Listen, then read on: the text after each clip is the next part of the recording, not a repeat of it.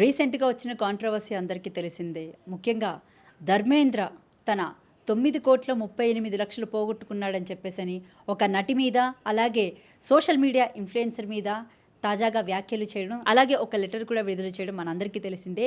ఈ వార్త ఆ నోట, ఈ నోట మొత్తం అంతా సోషల్ మీడియాలో కానివ్వండి, అలాగే శాటిలైట్‌లో కానివ్వండి, మొత్తం అన్ని ప్లేస్‌లో కూడా హల్చల్ అయ్యింది. అయితే దీని గురించి మనతో పాటు డిస్కషన్ చేయడానికి అనలిస్ట్ శేఖర్ భాషా గారు మనతో పాటు ఉన్నారు. ఆయనతో మాట్లాడే ప్రయత్నం చేద్దాం. రైట్, చెప్పండి. అయితే ముఖ్యంగా మీకు మీ బిగ్ బాస్ టీమ్‌కి చాలా అత్యంత ఆప్తురాలు, చాలా దగ్గర మిత్రురాలు, అలాగే మీతో పాటు కలిపి ఉండే ఒక వ్యక్తి, ఆ వ్యక్తి పేరు కూడా తీయడం అనవసరం నాకు తెలిసి.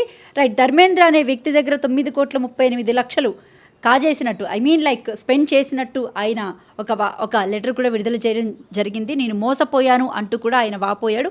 ఏం చెప్తారు మీరు? లెటర్ కాదు, ఎఫ్ఐఆర్ పెట్టారు. మాకు ఆవిడకి క్లోజ్ అనుకోకండి. చాలా బిగ్ బాసే కదా మీరంతా. సీజన్ 3 ఎక్కడ, సీజన్ 8 ఎక్కడండి? ఏమైనా సరే మీరంతా కలుస్తారా లేదా? నేనైతే ఇప్పుడు కలలేదు, ఇప్పుడు చూడలేదు. సరే, ఆ అబ్బాయి పర్స్పెక్టివ్లోనే మాట్లాడదాం. సో ఆ అబ్బాయి, నేను నష్టపోయాను, దాదాపు 9.5 కోట్లు నాకు టోకరా వేశారు, పెళ్లి చేసుకుంటానని చెప్పి నన్ను నమ్మించి మోసం చేశారు అని చెప్పి అన్నారు. సో ఇక్కడ నేనేమంటానంటే, ఎక్కడో లండన్లో ఆయన ఉద్యోగం చేసుకుంటూ, ఇక్కడ అతనే కాదు ఎవరన్నా సరే ఇటువంటి ఆయన హనీ ట్రాప్ గురయ్యాయని ఆయన బాధపడుతున్నాడు. ఇప్పుడు బాధపడడం కన్నా ముందు నుంచే జాగ్రత్తగా ఉంటే సరిపోద్ది కదా. అంటే మనం ముందు వెనక చూసుకోకుండా ఇష్టం వచ్చేట్టు కోట్లు ఖర్చు పెట్టేసి సడన్గా ఒక రోజు మీడియా ముందుకు వచ్చేసి అయ్యో నాకు అన్యాయం జరిగిపోయింది అని చెప్పి అనేటప్పుడు కొంచెం why don't you be careful. నేను అనేది ఇలా ఆయనే కదా చాలామంది జరగచ్చు, హనీ ట్రాప్లు బోల్డ్ జరుగుతున్నాయి. అంటే గతంలో మనం చూసుకున్నట్లయితే రాజధాని ఇష్యూ దగ్గర నుంచి మొదలు పెట్టుకొని ఇలా చాలామంది ఇలాంటి వాటిలో చిక్కుకున్న వాళ్ళే ముఖ్యంగా కనపడుతున్నారు. అందులో ఇప్పుడు ధర్మేంద్ర కూడా అంటే మామూలు విషయం కాదు, 9.38 అంటే అది నెక్స్ట్ లెవెల్ అని చెప్పచ్చు. అయితే హనీ ట్రాప్ విషయంలో ముఖ్యంగా ఒక సెలబ్రిటీ తను, ఒక సోషల్ మీడియా ఇన్ఫ్లుయెన్సర్ తను, సో తనకంటూ ఒక ఫాలోయింగ్ ఉంది. వాళ్ళు ఇలాంటి పనులు చేస్తారని ఎంతవరకు నమ్మచ్చు? అంటే మీరు ఎప్పుడు మగవాళ్ళ తరపే స్టాండ్ తీసుకుంటారు కదా. నేను అనేది ఏంటంటే, మగాళ్ళ మైండ్ సెట్ అందరని కాదు, కొంతమంది మేబీ హైఫై కల్చర్కి వెళ్ళిపోయిన తర్వాత బేసిక్స్ మర్చిపోతుంటారేమో అనిపిస్తుంటుంది. అంటే ఎటువంటి వాళ్ళని నువ్వు కోడలుగా ఇంటికి తీసుకెళ్తే మీ అమ్మా నాన్న మెచ్చుకుంటారు, ఎటువంటి వాళ్ళని వద్దనుకుంటారు. సపోజ్ మీరు చూసారు, ఐ మీన్ లైక్ మరి దారుణమైన బోల్డ్ సీన్స్ చేస్తూ, లేకపోతే డైరెక్టర్ కాలు నాకేసి ఇటువంటివన్నీ చేసిన తర్వాత, సో ఒక అటువంటి అమ్మాయిని తీసుకెళ్ళి నేను నా పేరెంట్స్కి నేను కోడలుగా పరిచయం చేసుకోగలను అనే ధైర్యం అతనికి ఎక్కడి నుంచి వచ్చిందనేది నాకు అర్థం కాదు.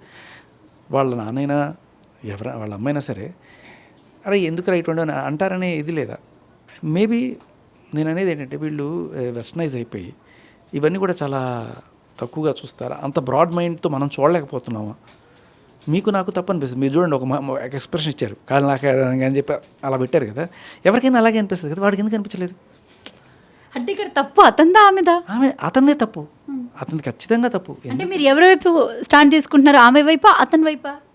స్టాండ్ నేను ఎవరి వైపు తీసుకోవట్లా. నేను చెప్పేది ఏంటంటే, రేపు ఇటువంటి వాళ్ళు, ఇప్పుడు మీరు ఈ ఎక్స్ప్రెషన్ ఏదైతే ఇచ్చారో అదే ఎక్స్ప్రెషన్ నాకు వచ్చినా, లేకపోతే వాళ్ళ తల్లిదండ్రులకు వచ్చినా, ఎవరికి వచ్చినా కూడా ఇట్స్ నాట్ ఒక గౌరవప్రదమైన దీంట్లోకి వెళ్ళేటప్పుడు బాధగా ఉంటుంది కదా.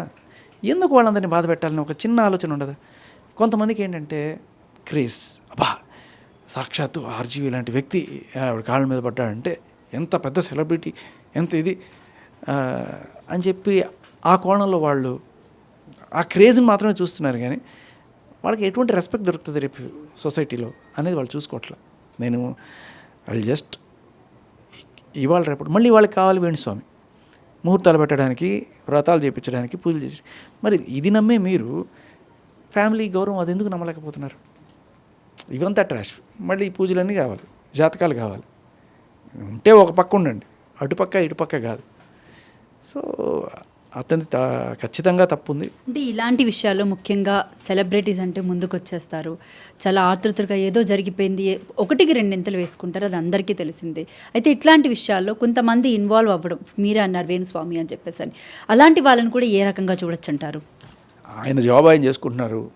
ఇక్కడ ప్రతి వాళ్ళ జాబ్ సెటిల్మెంట్లో ఆయనే ఉన్నాడు అనేది కూడా వార్త వచ్చింది కదా బయటికి. సెటిల్మెంట్ అంటే ఆయనతో మాట్లాడారు, మా తోటి జర్నలిస్ట్ మిత్రులు మాట్లాడిన తర్వాత ఆయన చెప్పింది ఏంటంటే, వచ్చారు వాళ్ళ ఇద్దరికి జాతకాలు ఏవో కలవలేదు, వద్దనే చెప్పాడట ఆయన. సో మరి ఆయన ఇప్పుడు చెప్తున్నాడా, లేకపోతే ఇప్పుడు విడిపోయారు కాబట్టి ఈ మాట చెప్తున్నాడా, లేకపోతే ఫస్ట్ నిజంగానే ఆ మాట చెప్పారో లేదు తెలియదు. మన జర్నలిస్ట్ మిత్రుడు ఒకళ్ళు ఆయనతో మాట్లాడినప్పుడు చెప్పిన మాట మీకు పొసగదనే చెప్పాను, అయినా సరే వాళ్ళు కంటిన్యూ అయ్యారు. తర్వాత మొత్తానికి ఏళ్ళు నడిచిన ఏదో ఉంది, దానికి సంబంధించిన పంచబలి ఏదో చేయించాను కామాక్షిలో ఏదో చెప్పాట. అది సెటిల్మెంట్ అనేది ఊరికే పెద్ద రకంగా మాట్లాడించడం అనేది అంతకుమించి నాకు తెలియట్లా. అంటే దీంట్లో చాలామంది ఇన్వాల్వ్ అయినారు, మీరు చెప్పినట్టు మన సినిమా వాళ్ళు కూడా ఉన్నారు. ఏదేమైనా నేను అనేది వాళ్ళు సెటిల్మెంట్లు చేసి ఎవరో ఒకళ్ళు, ఆయన కాకపోతే ఇంకొకళ్ళు ఎవరో వచ్చి డబ్బుల కోసం ఏదైనా చేసేసి దేనికైనా రెడీ అయిపోయి అంటే దిగజారిపోవడాన్ని ఏ రకంగా చూడొచ్చు. ఇప్పుడు అంతా అయిపోయిన తర్వాత నాకు అలా జరిగింది, నాకు ఇలా జరిగింది, నన్ను అంత మోసం చేసింది, నన్ను ఎంత మోసం చేసిందని పోలీస్ స్టేషన్లో కంప్లైంట్లు ఇచ్చి ఎఫ్ఐఆర్లు పెట్టి, ఎందుకంటే ఇలాంటి పరువు తక్కువ పనులు ఎందుకు చేసుకోవడం అంటారు సెలబ్రిటీస్ కానీ ఇన్ఫ్లుయెన్సర్స్ కానీ ఎవరైనా కూడా? అంటే ఇక్కడ నేను వాళ్ళతో మాట్లాడినప్పుడు వాళ్ళు చెప్తున్నది ఏంటంటే, నేను ఓన్లీ నా మెటీరియల్ థింగ్స్ కోసం అడుగుతున్నా. సో ఇద్దరం కలిసి తిరిగాము, ఫ్లైట్లో వెళ్ళాము, లేకపోతే పార్టీలకు వెళ్ళాము, సినిమాలకు వెళ్ళాము, ఆ ఖర్చులు నేనేం అడగట్లా. నేను లిటరలీ స్థలాలు, పొలాలు, బంగారము ఏదైతే సాలిడ్గా ఇచ్చానో అవి నాకు రిటర్న్ ఇవ్వమని అడుగుతున్నాను. So when you don't need me, why do you need my property? నువ్వు ఎవరిని చేసుకుంటావో ఆయనతోనే ఉండు, ఆయన ప్రాపర్టీ తీసుకో. నా ప్రాపర్టీ తీసుకొని వేరే వాళ్ళతో నువ్వు ఉంటానంటే అది ఎట్లా కుదురుతుంది అనేది డైరెక్ట్గా వాళ్ళ పాయింట్. వాళ్ళు ఇప్పటికీ అడిగేది అదే, మా మెటీరియల్ థింగ్స్ ఏవైతే ఉన్నాయో అవి ఇచ్చేసి, ఇల్లు కావచ్చు, ఇంకా వైజాగ్లో ఏదో పొలం ఉన్నారట, ఇటువంటివన్నీ కూడా ఇచ్చేయమని అడుగుతున్నాడు ఆయన. పాయింట్ దాంట్లో ఏం నాకు తప్పు అనిపించట్లా. నాకు ఆయన ఎక్కడ తప్పు అనిపిస్తున్నాడంటే, సరే ఆయన మోసపోయి ఉండొచ్చు, లేకపోతే ఓవర్లుక్ చేసి ఉండొచ్చు, ఏమైనా కానీ ఆయన చేసిన తప్పు ఏంటంటే ఎవరిని ఇంటి కోడలుగా తీసుకెళ్ళాలి అనే విషయంలో ఆయన విచక్షణ లేదా.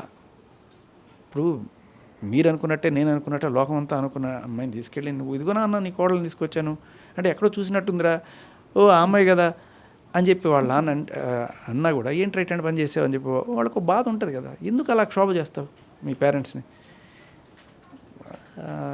సో అది నా దృష్టిలో అతని తప్పు ఇది. కానీ అతను అడగడంలో తప్పలేదు. ఒకవేళ నిజంగానే ఖర్చు పెట్టినా ఆయన బ్యాంక్ ట్రాన్సాక్షన్స్ అవన్నీ కూడా పెట్టాడు ఎఫ్ఐఆర్లో. So you can get it. అంటే అతని తరపున మీరు ఏమైనా స్టాండ్ తీసుకుంటారా? అంటే ఇది వరకు ఒక వ్యక్తి పట్ల మీరు స్టాండ్ తీసుకున్నారు, సో వాళ్ళ ప్రాపర్టీ వాళ్ళకి వచ్చేలాగా మీరు చేశారు. అలాగే ఇతని వైపు కూడా ఏమైనా మీరు స్టాండ్ తీసుకునే అవకాశం ఉంది అంటారా? అంటే పోరాటం ఏమైనా చేస్తారా? నేను పోరాటాలు ఏం చేయను. నేను అతని తరపున కూడా మీరు చెప్పినట్టు రాజధాని విషయంలో అయినా ఎవరి విషయంలో అయినా సరే నేను ఒకరి కోసం స్టాండ్ తీసుకోవడం కాదు, నాకు తెలిసిన ఫ్యాక్ట్స్ని నేను మీడియాలో బయట పెట్టడం, నా ఒపీనియన్ నేను చెప్పడం తప్ప నేను రోడ్లకి వెళ్ళి పోరాటాలు చేయడాలు ఇలాంటివి ఏమీ లేదు. సో అదే కోణంలో నా ఒపీనియన్ నేను ధర్మేంద్ర విషయంలో చెప్పాను. అదే అతనైనా సరే అటు వాళ్ళు ఎవరన్నా సరే ఎక్కువ డబ్బులు ఉన్నాయి కదా అని చెప్పి పేరెంట్స్ని క్షోభ పెట్టద్దు. ఇంటి కోడలు మనం పరువు నిలబెట్టే రకంగా ఉండాలి తప్ప మన పేరెంట్స్ని అయ్యో అనుకునే స్టేజ్కి తీసుకెళ్ళకూడదు.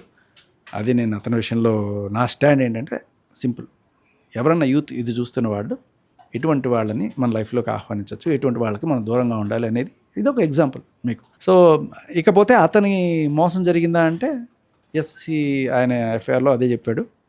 ఆయనకి సంబంధించిన మెటీరియల్ థింగ్స్ ఏవైతే ఉన్నాయో అవి తిరిగి ఇచ్చేయమని చెప్పి అడుగుతున్నాడు.